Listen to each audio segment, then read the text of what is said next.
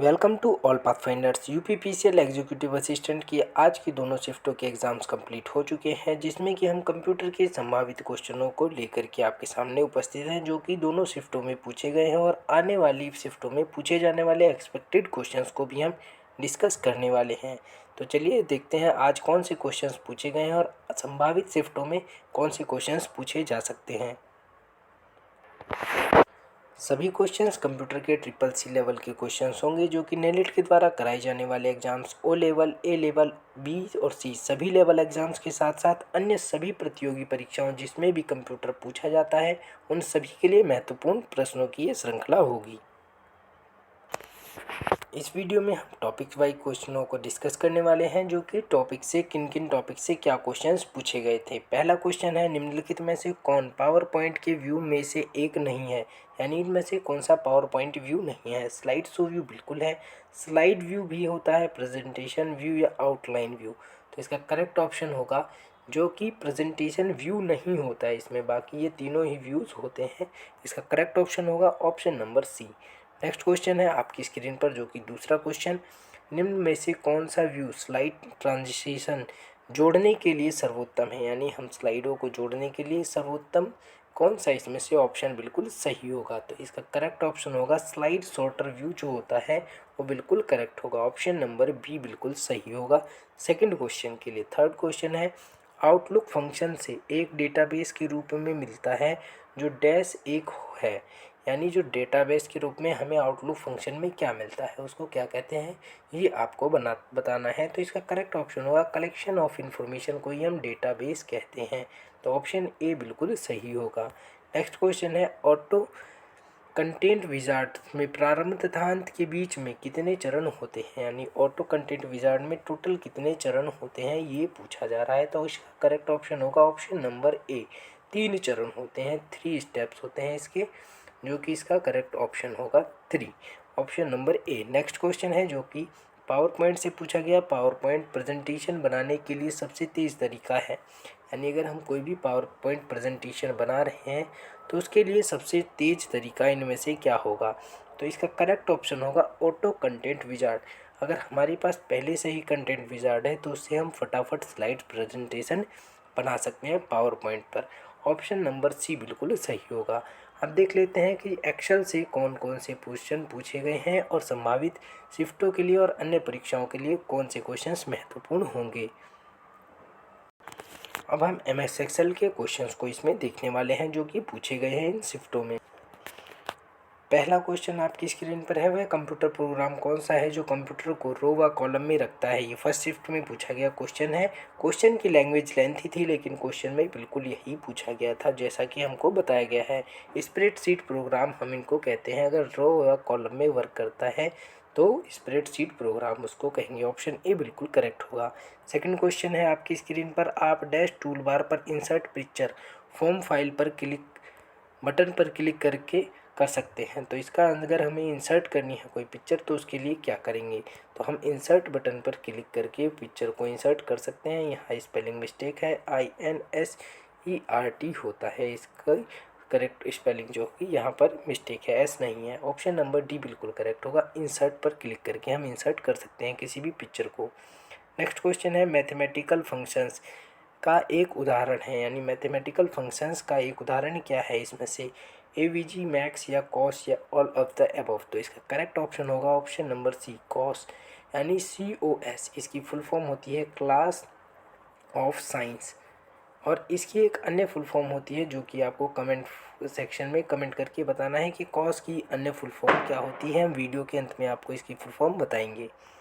Next question है जो कि पूछा गया एक्सेल से अधिकतर क्वेश्चन पूछे जा रहे हैं। इवन 10 से 15 क्वेश्चन प्रत्येक शिफ्ट में सिर्फ एक्सेल से ही देखने को मिल रहे हैं। तो एक्सेल के अधिकतर क्वेश्चंस आ रहे हैं और रिपीटेड क्वेश्चंस ही हैं, सिर्फ लैंग्वेज में चेंज है। तो नेक्स्ट क्वेश्चन है, जब वर्टिकल पेज ब्रेक करते हैं, यानी अगर हमें वर्टिकली कोई पेज ब्रेक कर रहे हैं तो इनमें से क्या होगा।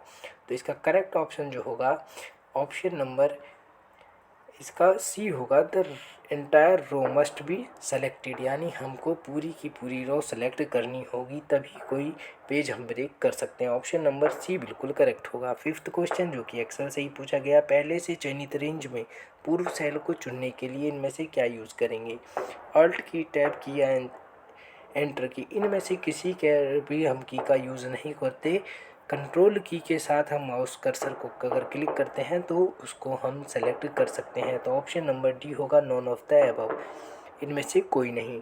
सिक्स्थ क्वेश्चन है, जब फॉर्मूला बार सक्रिय होता है आप देख सकते हैं, अगर फॉर्मूला बार सक्रिय है तो इनमें से हम क्या देख सकते हैं? एडिट फॉर्मूला बटन बिल्कुल, कैंसिल बटन, एंटर बटन, यानी सभी को हम देख सकते हैं। ऑप्शन नंबर डी बिल्कुल करेक्ट होगा। सेवन्थ क्वेश्चन है आपकी स्क्रीन पर, जो कि वर्कशीट में आप चयन कर सकते हैं, यानी वर्कशीट में हम किसको सेलेक्ट कर सकते हैं? द एंटायर वर्कशीट बिल्कुल कर सकते हैं, रोज और कॉलम्स को भी, यानी ऑप्शन नंबर डी करेक्ट होगा। ए बी सी तीनों ही हम कर सकते हैं वर्कशीट में, इन तीनों का सिलेक्शन। एट्थ नंबर क्वेश्चन है, जब आप वर्कशीट का प्रिंट प्रीव्यू करते हैं तो हमें क्या दिखाई देगा अगर हम इसका प्रिंट प्रीव्यू करेंगे? The entire worksheet is display बिल्कुल कर सकते हैं। The selected range is displayed बिल्कुल किया जा सकता है। The active portion of the worksheet is displayed, यानी तीनों को ही कर सकते हैं। ऑप्शन ए बी एंड सी तीनों ही इसके लिए बिल्कुल करेक्ट को आंसर होगा।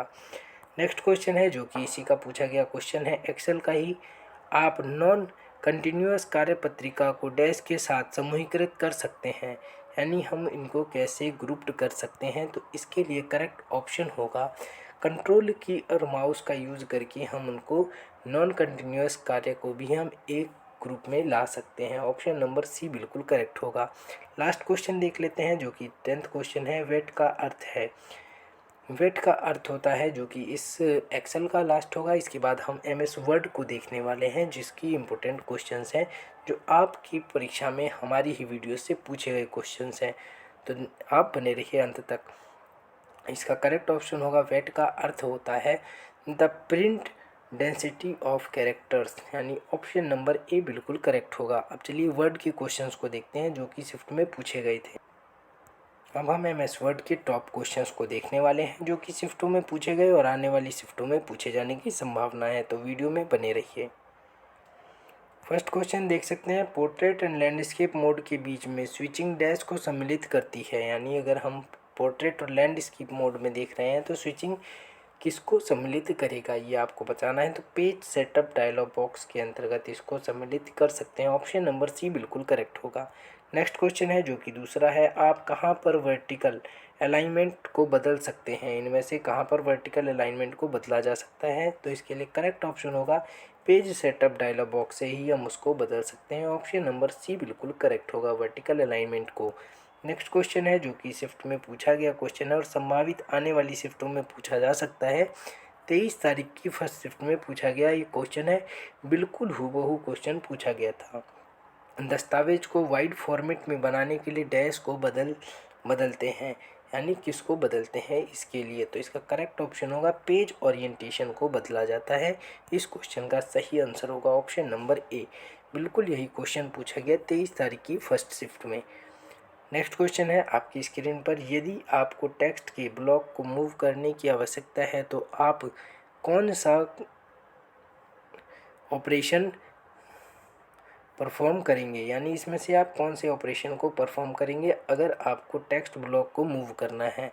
तो इसके लिए आपका बिल्कुल करेक्ट ऑप्शन होगा, कट एंड पेस्ट का हम यूज़ कर सकते हैं कि अगर हमने यहाँ कोई टेक्स्ट लिखा है और इसको यहाँ मूव करना है तो यहाँ से कट करके यहाँ हम पेस्ट कर सकते हैं, यानी मूव कर सकते हैं, और कट और पेस्ट इसका करेक्ट ऑप्शन होगा।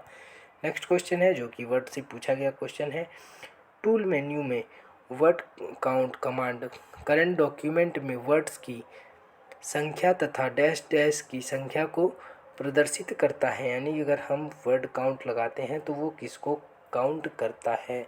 लाइन को भी करेगा, कैरेक्टर्स को भी करेगा और पैराग्राफ्स को भी काउंट करेगा, तो यानी ऑल ऑफ द एबव होगा वर्ड काउंट कमांड के साथ। नेक्स्ट क्वेश्चन है जो कि 6 नंबर का क्वेश्चन है, आप यहाँ पर देख सकते हैं, कंट्रोल प्लस वी के लिए डैश के लिए प्रयोग होता है। शॉर्टकट कीज़ हर एक शिफ्ट में 3 से 4 शॉर्टकट कीज़ जरूर पूछी जा रही हैं। इससे संबंधित वीडियोस आपको डिस्क्रिप्शन बॉक्स में मिल जाएगी, जो कि यूपीपीसीएल की प्लेलिस्ट है, वहाँ से आप देख सकते हैं। हमारी ही वीडियो से 30 से 35 क्वेश्चन प्रत्येक शिफ्ट में पूछे जा रहे हैं। आप वहाँ से देख के ईजिली कंप्यूटर पोर्शन को पास कर सकते हैं। तो जो क्वेश्चन है इसका Ctrl+V डैश के लिए प्रयोग होता है। तो इसका करेक्ट ऑप्शन होगा, हम Ctrl+V का यूज़ किसके लिए करते हैं, पेस्ट करने के लिए करते हैं टेक्स्ट को। लेकिन ऑप्शंस को पढ़ लेते हैं। Paste text in the beginning of the document, paste image in the beginning of the document, paste tablets in the middle of the document. तो ये तीनों ही गलत होंगी। हम Ctrl+V का यूज़ कहीं पर भी कर सकते हैं, स्टार्टिंग में भी कर सकते हैं, लास्ट में भी कर सकते हैं और मिड में भी, यानी कहीं भी कर सकते हैं। तो नॉन ऑफ द अबव इसका करेक्ट ऑप्शन होगा। ऐसे क्वेश्चंस में आप ऑप्शन पढ़ने की जल्दबाजी ना करें, नहीं तो गलत हो सकता है। आप जैसा कि देख सकते हैं यहाँ सभी में पेस्ट का ऑप्शन दिया गया है और हम इन तीनों ही चीज़ों को कर सकते हैं इसके द्वारा। तो ऑप्शंस पढ़ने की बहुत आवश्यकता है। नेक्स्ट क्वेश्चन है जो कि इसी में ही पूछा गया है, जो कि वर्ड का ही क्वेश्चन है। निम्नलिखित में से कौन सा टूल बार फॉन्ट्स तथा उसके साइज़ को बदलने अलाउ करता है, यानी हम किसके द्वारा टूल बार फॉन्ट्स और साइज़ को बदल सकते हैं। फ़ॉन्ट का साइज़ और उसको चेंज करने के लिए क्या अलाउ करता है। तो फॉर्मेटिंग जो ऑप्शन है वो बिल्कुल करेक्ट होगा। इस क्वेश्चन के लिए हम फ़ॉन्ट और उसका साइज़ चेंज कर सकते हैं फॉर्मेटिंग से। नेक्स्ट क्वेश्चन देखते हैं जो कि MS वर्ड का क्वेश्चन है। हेडर एंड फुटर को देखने के लिए आप डैश पर जाते हैं। अगर आपको हेडर और फुटर देखना है किसी भी फाइल का, तो आप कहाँ पर जाएंगे। जो टॉप पर होता है इसको हेडर कहते हैं और ये नीचे वाले को फुटर कहते हैं। तो इसके लिए करेक्ट ऑप्शन होगा जो कि normal view, print layout view या प्रिंट प्रीव्यू मोड। तो इसका करेक्ट ऑप्शन होगा, ये दोनों बिल्कुल सही होंगे। Option number D, both B and C बिल्कुल करेक्ट होगा। इसी के साथ हम आज के सभी संभावित प्रो क्वेश्चंस को कंप्लीट कर चुके हैं, जो कि आपके द्वारा हमें कमेंट करके या अन्य माध्यमों से बताए गए हैं या हमको कहीं से भी पता चले हैं आप ही के द्वारा।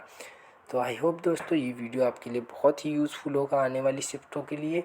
और आपने अगर एग्ज़ाम दे दिया है तो बहुत ही अच्छा एग्ज़ाम रहा होगा। अगर आपको ये वीडियो पसंद आती है लाइक कीजिए, शेयर कीजिए और चैनल को सब्सक्राइब करना बिल्कुल मत भूलिए। ऐसे ही नेक्स्ट वीडियो में मिलते हैं, तब तक के लिए धन्यवाद।